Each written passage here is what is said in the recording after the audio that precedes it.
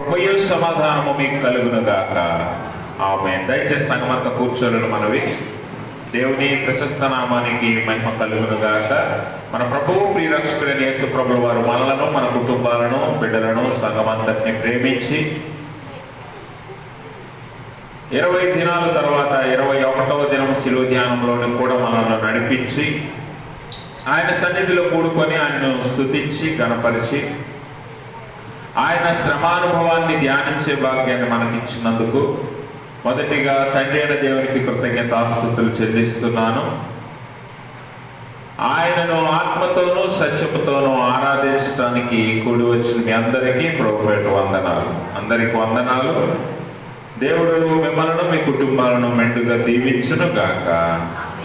ఆమేన్. ఈ దినము ఏర్పాటు చేయబడిన లేఖన భాగాలను చదువుగా విన్నాం. ఈ లేఖన భాగాల నుంచి ఈ దినము కొరకు ఏర్పాటు చేయబడిన అంశము వ్యర్థాతిశయము, అనగా వెయిన్ గ్లోరీ, లేకపోతే వెయిన్ బోస్టింగ్. వెయిన్ బోస్టింగ్, వ్యర్థాతిశయము అనగా అతిశయము చెందవలసిన దాని అందు చెందకుండా, చెందకూడని దాని అందు అతిశయించుట వ్యర్థాతిశయము. అర్థమైంది మీకు? చెందవలసిన దాని అందు చెందకుండా, చెందకూడని దాని అందు అతిశయించటమే వ్యర్థాతిశయము అనే విషయాన్ని మనం ఇక్కడ జ్ఞాపకం చేసుకోవాలి. కనుక చదువుకున్న లేఖన భాగాలను మనం చూసినట్లయితే ఇందులో దేవుని శిష్యునిగా ఉన్న పేతురు యేసు ప్రభువారిని ముమ్మారు తెలియదు అని చెప్పటం ద్వారా, బొంకటం ద్వారా తన వ్యర్థాతిశయము, తనలో ఉన్న వ్యర్థాతిశయాన్ని చూపిస్తూ ఉన్నాడు. కనుక ఈ వ్యర్థాతిశయం అనేది మన జీవితాల్లో కూడా చాలా వరకు పనిచేస్తూ ఉంటుంది.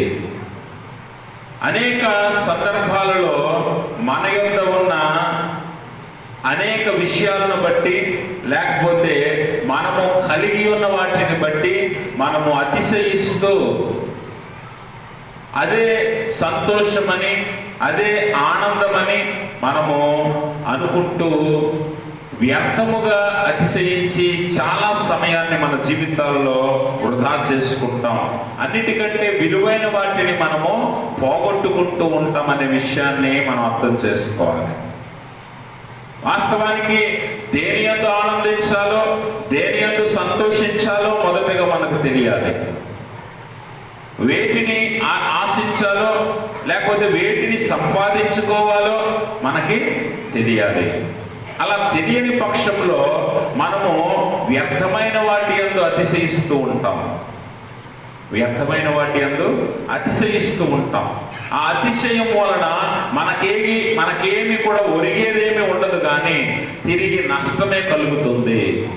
నష్టమే కలుగుతుంది. చదువుకున్న ఈ లేఖన భాగంలో యోహాను సువార్త 18వ అధ్యాయంలో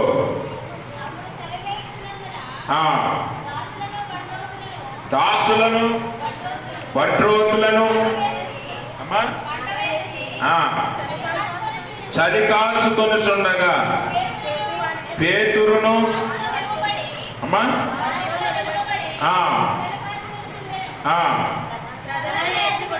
ప్రధాన యాజకుడును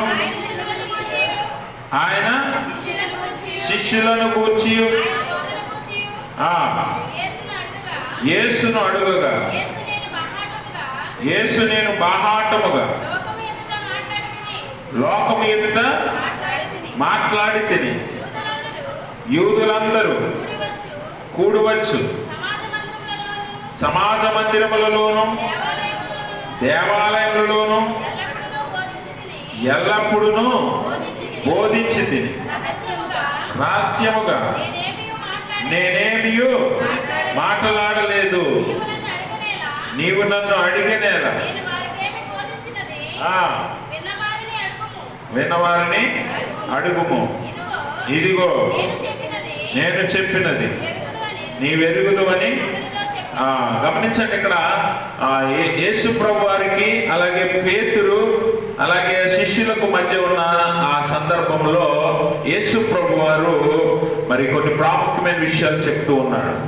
పేతురు యేసు ప్రభు వారిని 3.5 సంవత్సరాలు వెంబడించి ఆయన ప్రక్కనే ఉండి ఆంతరంగిక శిష్యుడిగా ఉంటూ ఆయన ప్రేమించిన శిష్యులలో ఒకనిగా ఉండి ఆయన ప్రధాన శిష్యునిగా ఆయన నామాన్ని మహింపరుస్తూ ఉన్న ఈ పేతురు సందర్భం వచ్చినప్పుడు ఎలాంటి స్థితిలో ఉన్నాడు, లేకపోతే ఎలాంటి మాటలు మాట్లాడుతున్నాడు అనే విషయాన్ని మనం ఇక్కడ జ్ఞాపకం చేసుకోవాలి. ఎందుకనంటే పేతురు దేవుని పక్కనే ఉండి కూడా యేసు ప్రభువారు ఎప్పుడైతే పట్టుబడ్డారో, ఎప్పుడైతే ఆయన బంధించబడ్డాడో, అప్పుడు పేతురు యొక్క ఆలోచన కానివ్వండి, పేతురు యొక్క ప్రాముఖ్యత కానివ్వండి మారిపోయినట్లుగా మనం చూస్తాం. పేతురు యొక్క ప్రాముఖ్యత అప్పటి వరకు యేసు ప్రభువారే కానీ, అప్పటి వరకు యేసు ప్రభువారి యందే అతిశయించాడు కానీ, ఎప్పుడైతే యేసు ప్రభువారు బంధించబడి మరణ శిక్షకు తీసుకొని పోబడుతున్నారో అప్పుడు పేతురు యొక్క ఆలోచన స్థితి మారిపోయింది. చాలాసార్లు మనం కూడా దేవుని విషయంలో ఇలాంటి ఆలోచనలు చేస్తూ ఉంటాం. దేవుడు మనకి అన్ని ఇచ్చినప్పుడు, లేకపోతే దేవుడు మనకు తోడై ఉన్నప్పుడు దేవుడే నా సమస్తము అనుకుంటాం.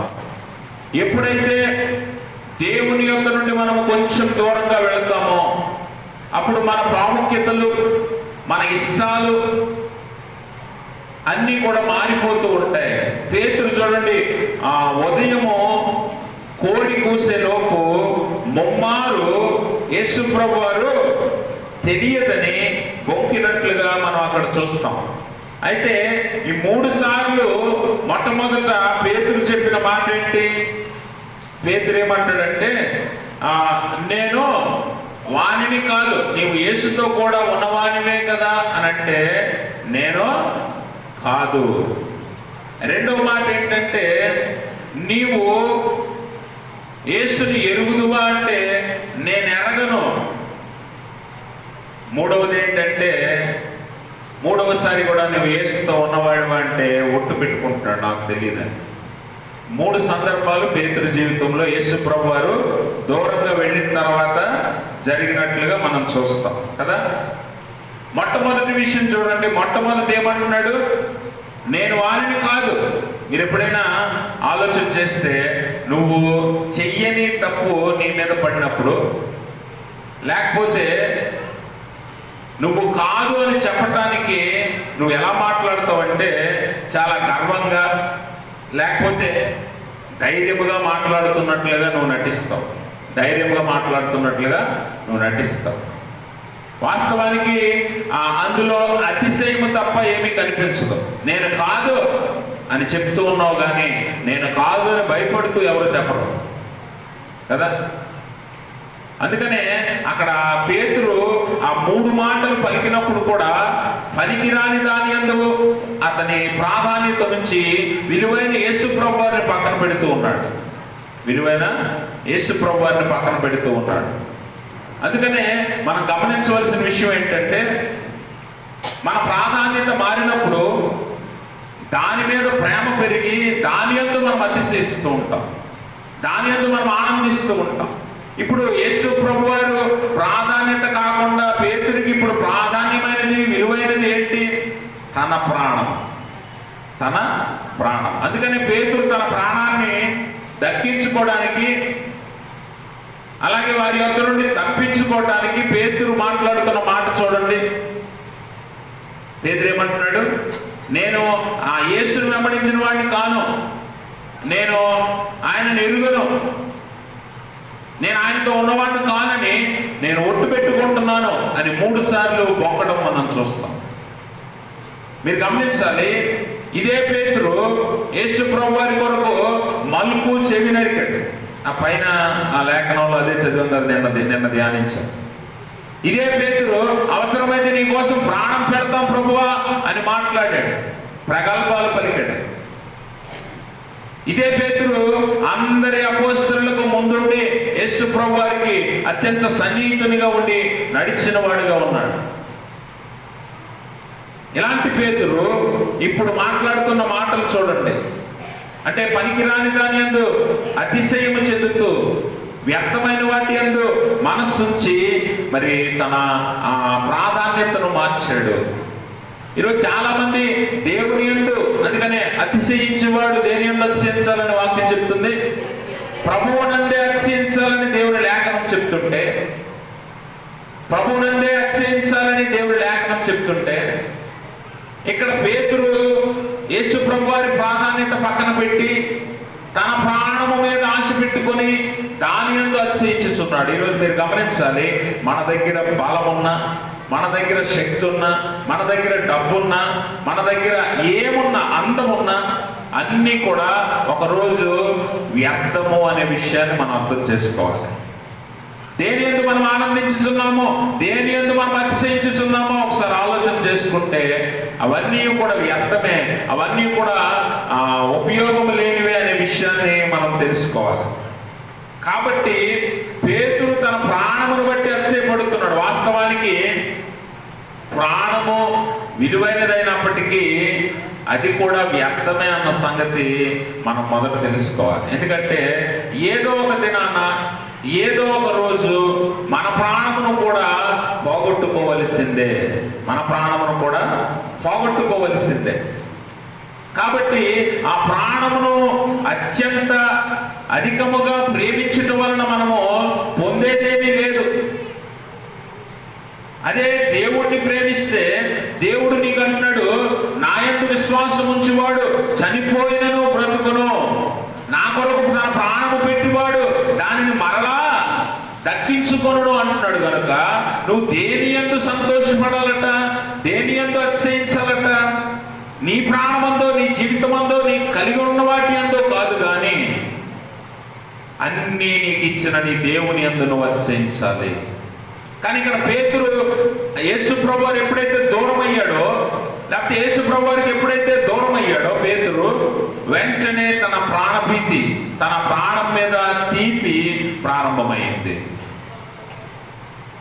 తను తప్పించుకోవటానికి, తను బ్రతకటానికి, తను శిక్ష నుండి తప్పించుకోవటానికి ఏం చేస్తున్నాడంటే పేతురు అబద్ధం ఆడటానికి ఇష్టపడుతూ ఉన్నాడు. ఇవన్నీ కూడా వ్యర్థమైన అతిశయముతో సమానము. పనికిరాని దాని యందు ఆశ పెట్టుకొని అతిశయించటము. తన ప్రాణాన్ని కాపాడుకోవడానికి ఎంత ప్రయత్నించాడు. చివరికి దేవుణ్ణి మళ్ళీ పట్టుకున్న తర్వాత ఇదే పేతురు ఎలా చంపబడ్డాడు? తలకిందులుగా సిలువ వేయబడి చంపబడ్డాడు. అదే ప్రాణము, ఏ ప్రాణం కోసమైతే ప్రభువును పక్కన పెట్టి, ఏ ప్రాణం కోసమైతే ప్రయాసపడ్డాడో చివరికి ఆ ప్రాణం ఆ ప్రభువు కోసమే విడిచిపెట్టవలసి వచ్చింది. కనుక గమనించండి ప్రభునందు ప్రియమైన స్నేహితులారా, మన జీవితాల్లో వ్యర్థమైన వాటి యందు మనం అతిశయిస్తూ ఉంటాం. మనం సంపాదించిన వాటి యందు ఇవి శాశ్వతం అనుకుని వాటిని చూసుకొని ఆనందపడుతూ ఉంటాం. మనకు ఉన్నదానిని చూసి కొంతమంది శరీర బలమును బట్టి అతిశయపడుతూ ఉంటారు, కొంతమంది వారికి ఉన్న అందాన్ని బట్టి అతిశయపడుతూ ఉంటారు, కొంతమంది వారికి ఉన్న ఆస్తిని బట్టి మెడిసిపడుతూ ఉంటారు, కొంతమంది వారికి ఉన్న ఉద్యోగాన్ని బట్టో వస్తువులను బట్టో అతిశయపడుతూ ఉంటారు. వాస్తవానికి ఇవన్నీ కూడా వ్యర్థాతిశయముతో సమానం అనే విషయాన్ని మనం అర్థం చేసుకోవాలి. వ్యర్థాతిశయంతో సమానమని మనము అర్థం చేసుకోవాలి. మరి మీరు గమనించాలి, ఎంతో మంది వారికి ఉన్న వాటిని బట్టి అతిశయపడుతూ చివరికి వారు తెలుసుకున్న గుణపాఠం ఏంటి అని అంటే ఇవేవి ఉపయోగమైనవి కావు, ఇవేవి పనికి వచ్చేవి కావు అనే విషయాన్ని తెలుసుకొని వారు మరణాన్ని ఎదుర్కొన్నారు. మరి పేతురు కూడా ఎప్పుడైతే యేసు ప్రభువారిని మరి వద్దనుకొని లేదా కాదనుకొని నాకు సంబంధం లేదనుకొని దూరంగా వెళ్ళాడో ప్రభువు మరలా తనతో మాట్లాడిన తర్వాత పేతురు జీవితంలో ఒక చక్కని మార్పు వచ్చింది. ఆ మార్పును బట్టి ఈసారి బ్రతికితే మరి యేసు ప్రభు వారి కోసమే బతకాలని, యేసు ప్రభు వారిని అత్యంత ప్రేమించిన వ్యక్తిగా ఆయన కొరకు తన ప్రాణము కూడా పెట్టేంతగా ప్రభువునందు అతిశయించాడు పేతురు. పౌలు వంటి భక్తుడు కూడా ప్రభువునందే అతిశయించాడు. ఈరోజు మనమైతే అనేక యలోక సంబంధమైన విషయాల గురించి అతిశయిస్తూ ఉంటాం. చూడండి, ఈరోజు కొంతమందికి దేవుడు కంటే మనుషులు ఎక్కువైపోతారు కదా. కొంతమందికి మనుషులే దేవుళ్ళు అవుతారు, మనుషులే దేవుళ్ళు అవుతారు. మరి ఆ మనుషులను కనిపిస్తే దేవుడు కంటే ఎక్కువ భక్తి. పొద్దున్న నేను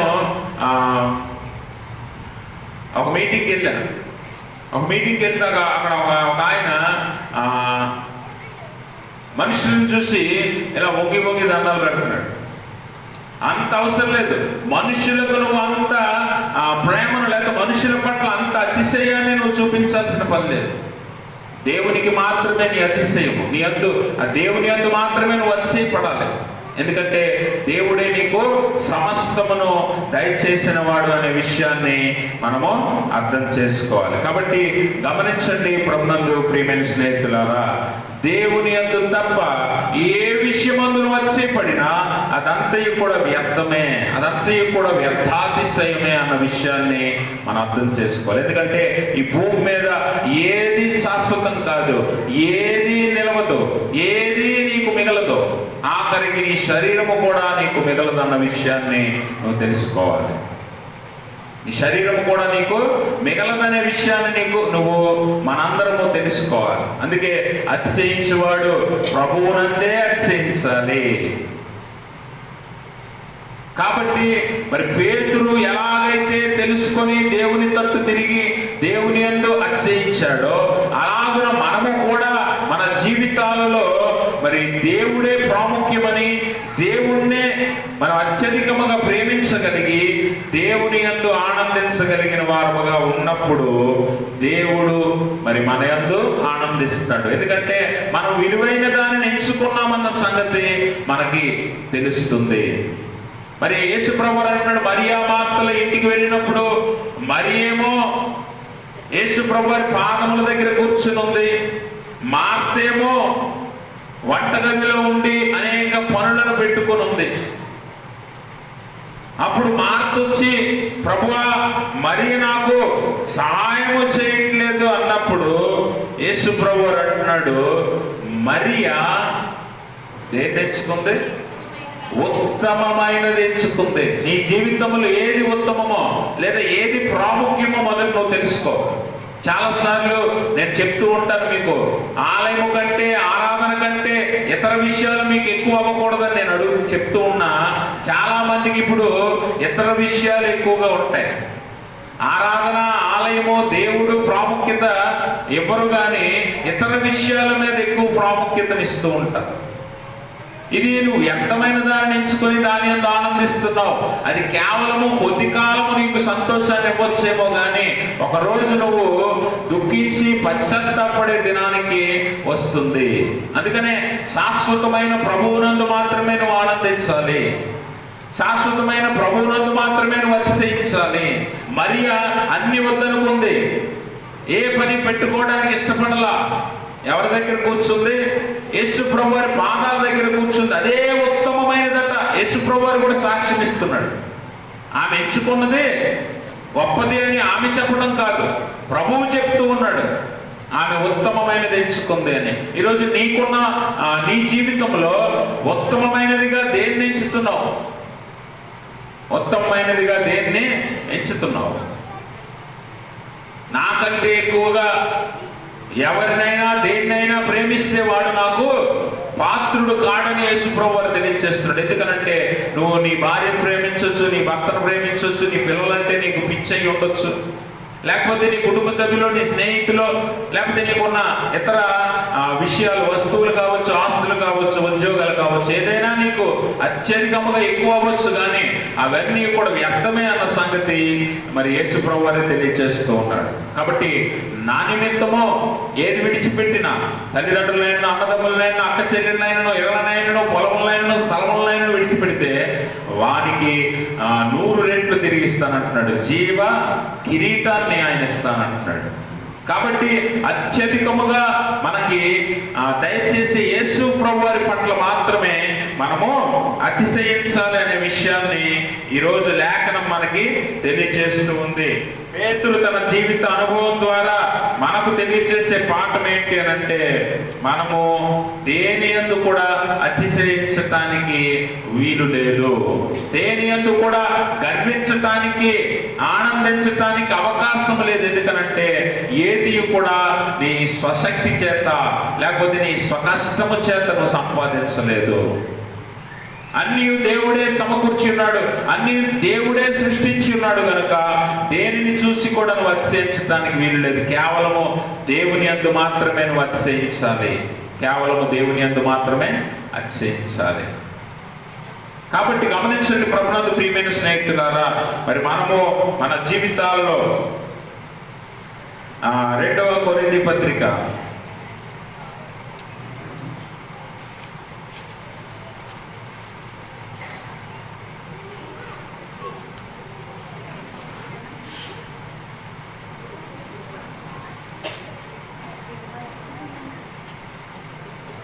2వ కొరింథీ పత్రిక 6వ అధ్యాయం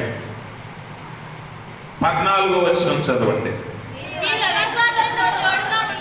మీరు అవిశ్వాసులతో జోడుగా ఉండకుడి, నీతికి దుర్నీతితో ఏమి సాంగత్యము, వెలుగునకు చీకటితో ఏమి పొత్తు, క్రీస్తునకు బెలయాలతో ఏమి సంబంధము, అవిశ్వాసితో విశ్వాసికి పాలెక్కడిది, దేవుని ఆలయమునకు విగ్రహములతో ఏమి పొందిక, మనము జీవముగల దేవుని ఆలయమై ఉన్నాము, అందుకు దేవుడు ఇలాగో. చాలండి, గమనించారా? ఇక్కడ దేవుని యందు ఆనందించేవారు కొందరైతే లోకమందు ఆనందించేవారు మరి కొందరు. దేవుని యందు ఆనందించేవారు కొందరైతే లోకమందు ఆనందించేవారు మరికొందరు. దేవుని వాక్యం అంటుంది, దేవుని యందు ఆనందించే నీకు లోకమందు ఆనందించే వారితో ఏమి పొత్తు? దేవుని యందు సంతోషించే నీకు లోకంలో సంతోషించే వారితో ఏమి సహవాసం? గమనించారా? అందుకని ఆ మాట అక్కడ అపోస్తలుడైన పౌలు కొరింథీ సంఘానికి జ్ఞాపకం చేస్తూ ఉన్నాడు. కాబట్టి మనం తెలుసుకోవాల్సిన విషయం ఏంటంటే, దేవుని యందు తప్ప మరి దేని యందు కూడా మనము అతిశయించటానికి వీలు లేదు అన్న సంగతి మనం అర్థం చేసుకోవాలి. మనకి దేవునికి సంబంధించిన వారితో కాక ఇతరులతో సంబంధము పెట్టుకున్నప్పుడు మన సహవాసం పాడవుతుంది, మన సహవాసము పాడవుతుంది, మన భక్తి పడిపోతుంది, మన విశ్వాసము దిగజారిపోతుంది. అక్కడ మీరు గమనిస్తే అపోస్తలుడైన పేతురు ఎక్కడ కూర్చున్నాడు? మంట దగ్గర కూర్చున్నాడు. మంట దగ్గర ఉన్నవారు ఎవరు? మంట దగ్గర ఉన్నవారు ఎవరు?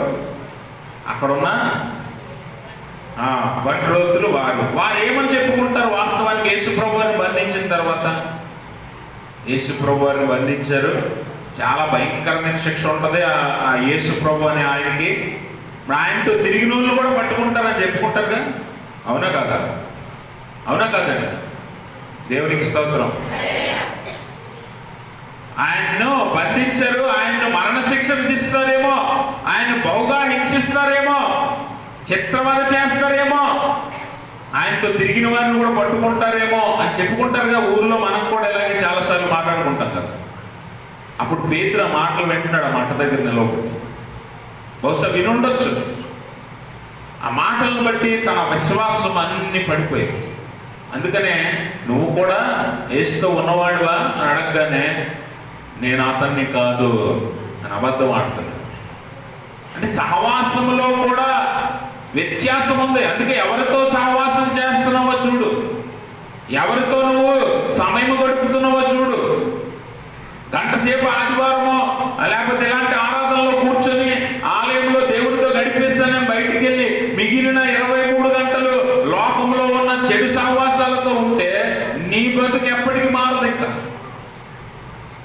గంట సేపు దేవుడితో ఉంటే ఇక్కడ నేర్చుకున్నదంతా బయటికి వెళ్ళిన తర్వాత లోకంలో ఉన్న వారితో సహవాసం చేయడం వల్ల ఆ విశ్వాసము, నమ్మకము అన్నీ పోతాయి. అందుకని ఎవరితో ఉంటున్నావు, ఎవరితో సహవాసం చేస్తున్నావు, ఎవరితో సంబంధం ఉంది, దానిని బట్టి కూడా నీ విశ్వాస భక్తి జీవితాలు ఆధారపడి ఉంటాయి. అందుకనే నువ్వు లోకంలో ఉన్నవాడు ఎప్పుడు కూడా లోకాన్ని చూసి అతిశయపడుతూ ఉంటాడు. అది వ్యర్థాతిశయము, పనికిరాని అతిశయం. అది పనికిరాని అతిశయం. కానీ దేవుని యందు ఆనందించేవాడు ఎలా ఆనందిస్తాడంటే ఇంకా దేవుడు మాత్రమే అలా ఆనందించేవాడే నిజమైన భక్తుడు, నిజమైన విశ్వాసి అని మనము తెలుసుకోవాలి. కాబట్టి గమనించండి ప్రభునందు ప్రియమైన స్నేహితులారా, మన జీవితాల్లో దేవుడు మనకి తెలియజేసే ఒకే ఒక మాట, దేవుని యందు మాత్రమే అతిశయించాలి. అతిశయించేవాడు మరి దేని యందు అతిశయించడానికి వీలు లేకుండానట్లు దేవుడు సమస్తము జరిగిస్తున్నాడు. ఒకవేళ ఈరోజు ఇప్పుడు చీకటి అయిపోయింది, తెల్లవారితే ఏమొస్తుంది? తెల్లవారితే మరి వెలిగివ్వటానికి ఎవరు వస్తారు? వెలిగివ్వటానికి సూర్యుడు వస్తాడు. ఒక రాత్రి దేవుడు నీతో, నేను పొద్దున్నే సూర్యుడిని రప్పించను, నువ్వు వెళ్ళి తీసుకురా అంటే తీసుకురాగలవా? పోనీ రాత్రికి చంద్రుడు రాడు, నువ్వు వెళ్ళి చంద్రుడిని తీసుకురా అంటే తీసుకురాగలవా? పోనీ దానికి ప్రత్యామ్నాయముగా అంత వెలుగులు భూమి మీద పుట్టించగలవా? మరి దేని యందు నువ్వు అతిశయపడుతున్నావు? ఎంత గొప్ప సృష్టికర్త ఆయన, ఎంత గొప్ప దేవుడు, ఎంత అత్యున్నతమైన వాడు. ఆయన నువ్వు మనుషులకు సమానంగా చేసి మనుషులకు దేవుడికి కూడా ఒకటే విలువిస్తున్నావు అంటే నువ్వు ఎంత వ్యర్థాతిశయంలో బతుకుతున్నావో ఒకసారి ఆలోచన చేయి. ఎంత వ్యర్థముగా నువ్వు అతిశయిస్తున్నావో తెలుసుకో. మనుషులకు దేవునికి సమానమైన విలువేనా? మనుషులు దేవుడితో సమానులా? అందుకని ఆయన అంటున్నాడు, క్రీస్తుకి బెలయాలకి పొద్దెక్కడ? క్రీస్తుకి బెలయాలకి ఏం సంబంధము? అవిశ్వాసితో విశ్వాసికి పాలేది. గమనించారా? ఈరోజు మనం ఏం చేస్తామంటే ఎక్కడా వేలు పెడతాం, బయటికి వెళ్ళి అక్కడా వేలు పెడతాం, ఎక్కడా వేలు ఉంచుతాం. ఇస్కరియోతు యూదాలాగా యేసుప్రభు వారి దగ్గర గిన్నెలోను వేలు ముంచాడు, అక్కడ మత పెద్దల దగ్గరికి వెళ్ళి ఆయన అప్పగించడానికి డబ్బు సంచిలో కూడా వేలు పెట్టాడు. అలాంటి విశ్వాసులుగా ఉన్నాం మనం. అలాంటి దేవుని ప్రజలుగా ఉన్నామేమో ఒకసారి పరీక్ష చేసుకోండి. ఎక్కడేమో దేవుడు అంటే గొప్ప అంటాం, బయటికి వెళ్ళి మనుషులంటే గొప్ప అంటాం. ఇదేనా మన విశ్వాస జీవితం? ఇదేనా నీ అతిశయం? మనుషులను బట్టి ఎప్పుడు అతిశయపడకు. మనుష్య బలాన్ని చూసి లేకపోతే ఆ శక్తిని చూసి నువ్వు అతిశయపడకు. ఎందుకంటే అది ఎందుకు పనికిరానిదన్న విషయాన్ని మనము అర్థం చేసుకోవాలి. కాబట్టి గమనించవలసిన విషయం ఏంటంటే క్షయమైనది లేదా అక్షయమైనది ఏదో మనం తెలుసుకోవాలి. ఈ లోకంలో మన శరీరాలతో అనగా మన జీవితాలతో సహా అన్నీ కూడా క్షయమైనవే. ఏదైనా అక్షయమైనది ఉన్నది అంటే అది దేవుని వాక్యము. అలాగే దేవునితో జీవితం అక్షయమైనది. దాని కొరకు అతిశయపడు.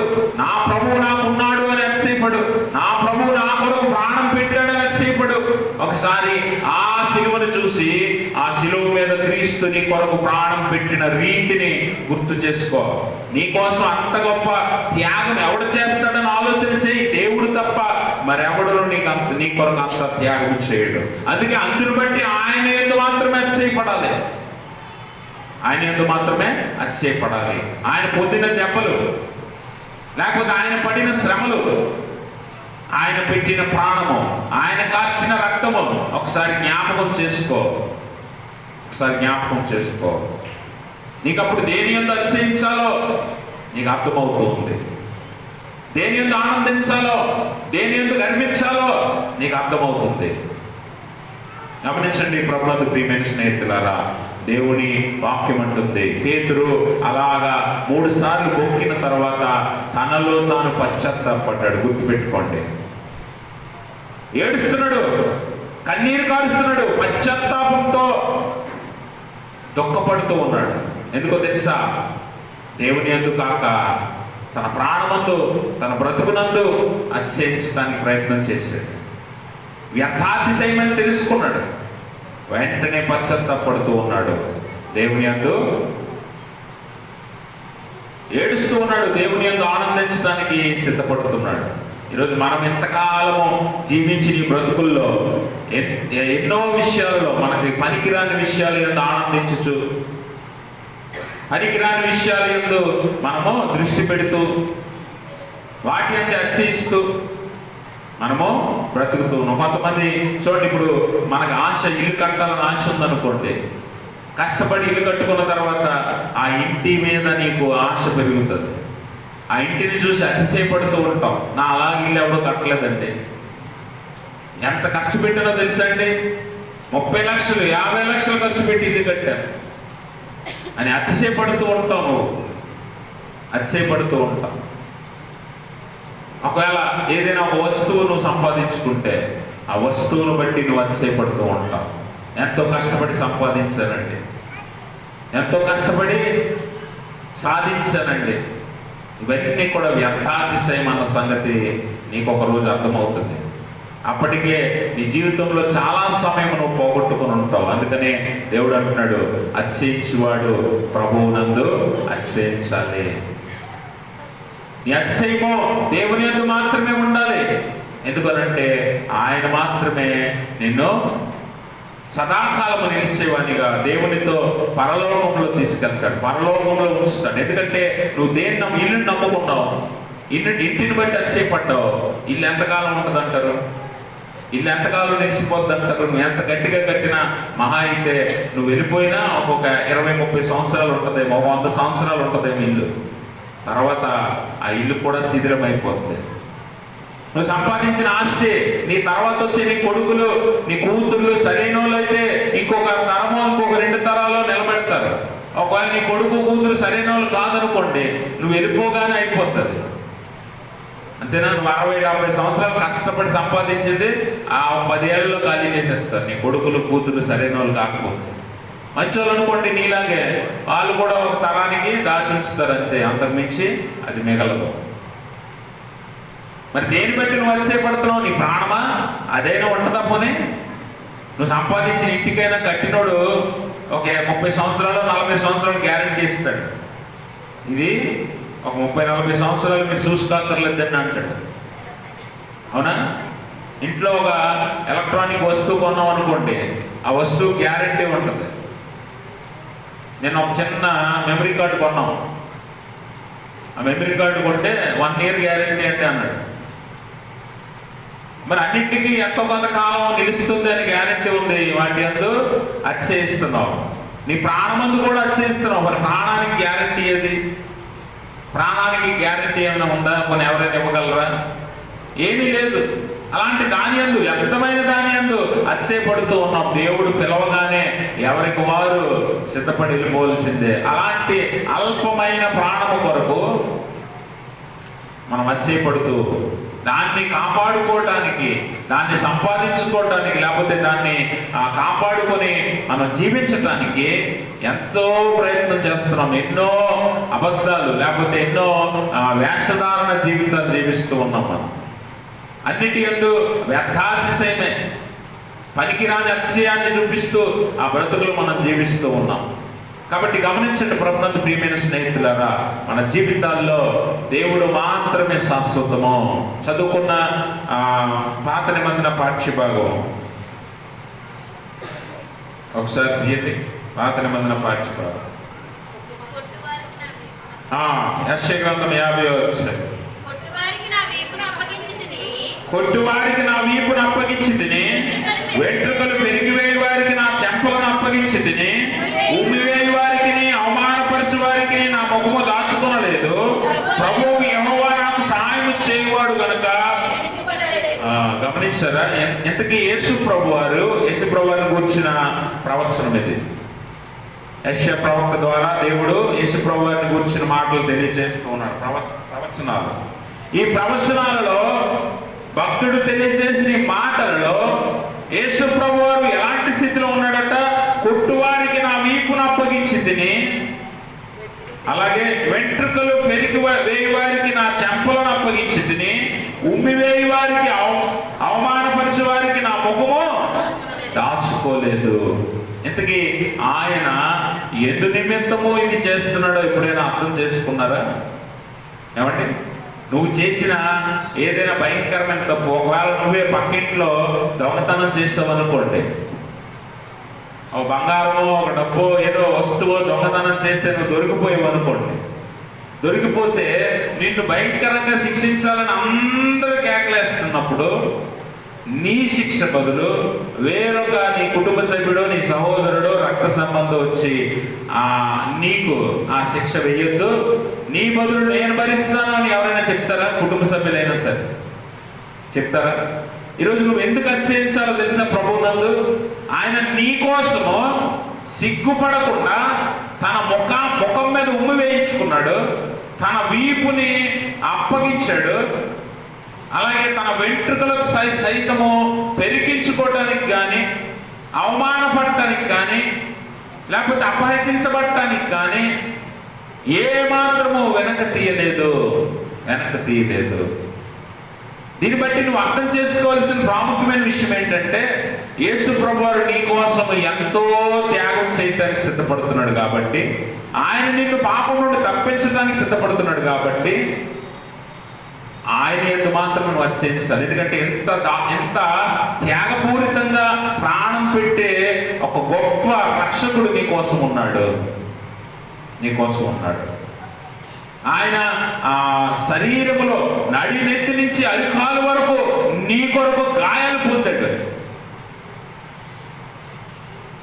నువ్వు ఈరోజు ఒకవేళ క్రైస్తవుడిగా పుట్టినందుకు నువ్వు గర్వించు. ఎందుకో తెలుసా?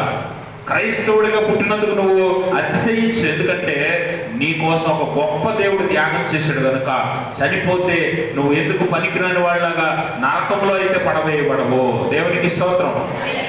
కాబట్టి నీ కోసం ఒక గొప్ప దేవుడు త్యాగం చేశాడు కనుక నువ్వు అది అతిశయించి చెప్పు లోకానికి. ఏమనంటే, నా ప్రభు నా కోసం ప్రాణం పెట్టాడు కనుక చనిపోతే నేను అక్కడ ఇక్కడ ఉండను, నా ప్రభు నన్ను తీసుకుని వెళ్తాడు, నా ప్రభు నాకు సహాయం చేస్తాడు, నా కొరకు ఏర్పాటు చేసిన స్థలంలో ఆయన నన్ను ఉంచుతాడు, ధైర్యముగా సంతోషముగా నేను ఆయన సన్నిధికి చేరుతాను. అది నీ అతిశయమై ఉండాలి. అంతేగాని నేను ఇల్లు కట్టాను, పొలం కొన్నాను, లేకపోతే పెళ్లి చేశాను, ఇవన్నీ కాదు నీ అతిశయాలు. ఇవన్నీ కాదు నువ్వు సంతోషించే విషయాలు. దేవుని యందు ఆనందించి, ఎందుకంటే ఆయన నీ కోసం తన ప్రాణాన్ని పెట్టి నిన్ను రక్షించాడు. నువ్వు సదాకాలం ఆయనతో ఉండలాగున ఆయన ఏర్పాట్లు చేశాడు. అది ఏర్పాట్లు చేశాడు. ఈరోజు ఎవరైనా మనకి చుట్టాల ఇంటికి వెళ్ళినప్పుడు ఒక రోజు 2 రోజులు వాళ్ళ ఇంట్లో మనం ఉంచుకొని కాలు కింద పెట్టకుండా ఒక మంచి ఏసీ గదిచ్చి మనం తిన్న మంచి భోజనాలు పెట్టి 2 రోజులు మనం చూసుకుంటే ఇంటికి వచ్చాక ఏమని చెప్పుకుంటాం? అబ్బా ఎంత చక్కగా చూశారంటే కాలు కూడా కింద పెట్టనివ్వలేదు. ఎన్ని రోజులు చెప్పుకుంటావు అలాగని? ఎన్ని రోజులు చెప్పుకుంటావు? కొన్ని రోజులే. రెండోసారి అదే ఇంటికి వెళ్ళినప్పుడు ట్రీట్మెంట్ మారింది అనుకోండి, నువ్వు వేసిన బురద ఎవడ వేయడాలి మీద, అవునా? రెండోసారి అదే చుట్టాల ఇంటికి వెళ్ళావు అనుకోండి, అంతకు ముందులో చక్కగా చూడలేదు అనుకోండి, పాపం వాళ్ళకి ఆర్థిక ఇబ్బందులు పెట్టు ముందు బాగా చూశారు, తర్వాత సరిగ్గా చూడలేకపోయారు అనుకోండి, పొగిడిన నీ నోరే ఏం చేస్తుంది? అసలు ఎంత బురద చల్లుతామంటే మనం, ఎలాంటి మనస్తత్వాలు అంటే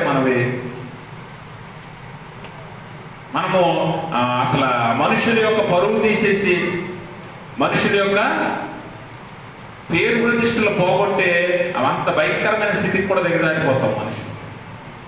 అలాంటిది ఒకసారి చూడండి, 1 రోజు 2 రోజులు చక్కగా చూసుకున్న వారిని అంతా నువ్వు పొగిడితే, నీకోసం ప్రాణం పెట్టి నీకోసం పరలోకములో ఒక స్థలాన్ని దేవుడు నీకోసం సిద్ధపరుస్తున్నాడు. శాశ్వతంగా ఉండటానికి, శాశ్వతంగా ఉండటానికి ఆ స్థలానికి వెళ్ళాలంటే దేవుని యందు విశ్వాసం ఉంచాలి, దేవుని యందు మాత్రమే ఆనందించాలి, దేవుని యందు మాత్రమే సంతోషించాలి, దేవుని యందు మాత్రమే సంతోషించాలి. కాబట్టి గమనించండి, నీ ఆనందము, నీ అతిశయము దేని యందు ఉండాలంటే ప్రభువునందే అన్న విషయాన్ని మనం అర్థం చేసుకొని, ప్రభువునందు తప్ప మరి దేని యందు కూడా ఆనందించి అతిశయించేవాడిగా, వ్యర్థాతిశయపరులుగా మనమైతే ఉండకూడదు. అది మన జీవితానికి ఏమాత్రం ఉపయోగం ఉండదన్న సంగతి మొదటిగా మనం తెలుసుకోవాలి. పనికిరాని దాని యందు మనం ఆనందపడి ఏం ఉపయోగం ఉంటుందన్న సంగతి మనం అర్థం చేసుకోవాలి. ఎందుకంటే ఇవన్నీ కూడా శాశ్వతమైనవి కావు. ఒక దినం మనం అన్ని విడిచిపెట్టాలి. మనం వేసుకున్న బట్టలతో సహా అన్ని విడిచిపెట్టే వెళ్ళాలి. ఏది మనతో రాదన్న సంగతి కూడా మనకు తెలుసు. వాస్తవాలు తెలిసి కూడా మనం వాటి అంతే ఆనందపడుతూ ఉంటాం.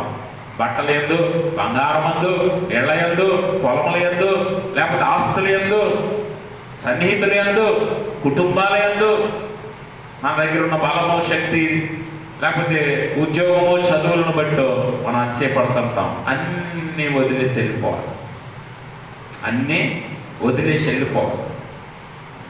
ఏవి నీతో రావు, ఏది నీతో ఉండదు.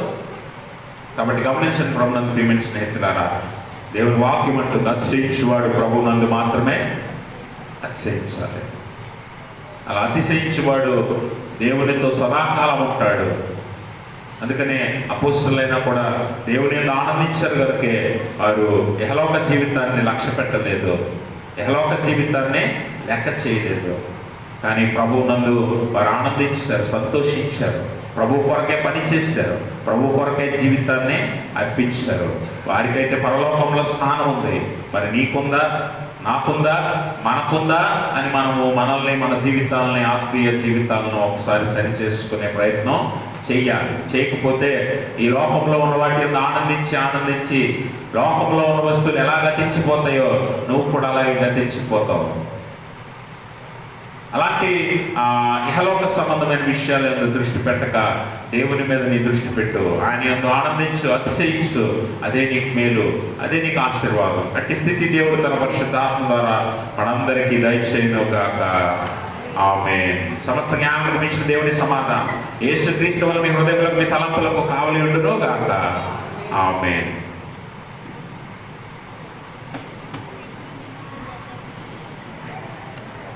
ఈ సమయంలో ప్రత్యేకమైన పాట ఎవరైనా పాడదలిస్తే ముందుకొచ్చి పాడుతూ ఉండగా సంఘ పెద్దల పాటలు సేకరించాలని మనం చేస్తున్నాం.